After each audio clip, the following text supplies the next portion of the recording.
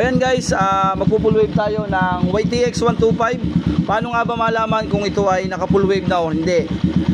Ito ay bali ang tumatapon sa ating regulator ay isa lang na power na galing sa ilalim. Kasi sumasalubong sa regulator mga lods, kung iisipin natin bakit nagiging iisa lang ang linya ng ilalim na lumalabas na power, kasi po naka body ground na yung kasawa niya dito sa socket. Yan o, dalawang puti, tapos isang puti, isang ground. Ibig sabihin nagsasalubong na yung linya niya, ina-out nung isa yung puti, nagiging body ground, tapos isa lang ang tatapon sa kulay white dito sa ating regulator para masala yung yellow, para pumunta doon sa pula at hindi siya mamundi. Ang problema mga lods, kulang yung karga niya na dinadaloy, kaya ginagawa natin, pinapalitan natin ng regulator pang full wave. Paano nga ba malalaman kung full wave na to? Kasi pag dinutdut nyo to mga lods, yan dudututin natin, tapos ididikit natin dito sa body. Tingnan nyo mabuti, ayaw niyang spark. Pero pag pinaglapat nyo to, itong dalawa, na spark, ibig sabihin full wave na siya.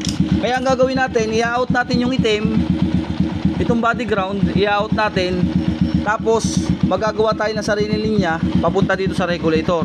Bali ang gagamitin nating regulator mga lods ay ito. Ayan, yung 4 pin din na regulator, 4 wires na pang full wave.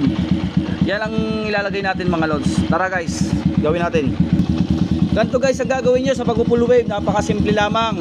Para sa mga YTX natin, napakasimpleng arithmetic lang mga lods ha. Sabi ko nga sa inyo, i-out nyo lang yung body ground.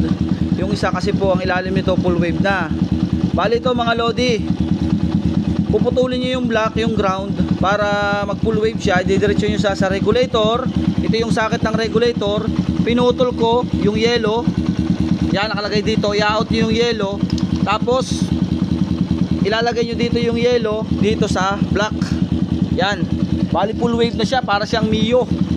Ganun mga lods ang pag kahit di nabaguhin ang ilalim. Ayan Tapos checkin natin mga lods yung voltmeter kung kumakarga na. Ang ginawa ko 4 wires lang para plug and play dun sa socket mga lods. Bali ito, gagandahan na lang natin mamaya yung pag-clip natin. Bali pansamantala lang ito. Inyo ayan mga lodi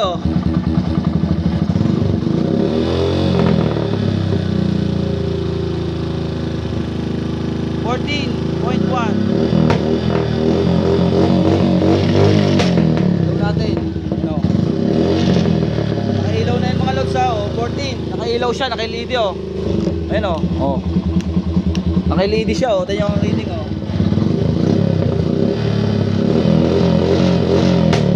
pa rin. Alright. Yun lang mga lodi ang gagawin Napakasimple lang. Bali yung ilalim, puputulin yung itim. Pag full wave, puputulin yung itim kasi full wave na yung ilalim ito, wala na kayong babaguhin. Puputulin yung itim, tapos puputulin yung yellow doon sa taas.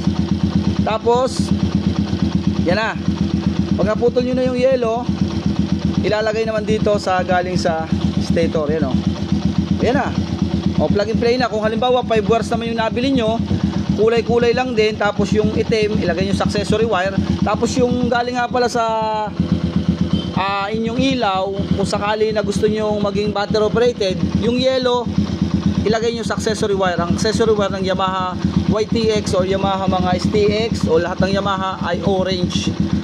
Brown po mga lods. Brown po ang tumatapon sa power niya sa accessory wire ito. Ayan, brown. Alright. Okay na mga lodi. Ayan lang ang pag-full wave, napakasimple lang. Kaya kanya-kanya tayo kung gusto nyo yung 4+1 na nilalagay, yung 5 wires. Depende yan sa gusto nyong regulator. Alright mga lods, okay na.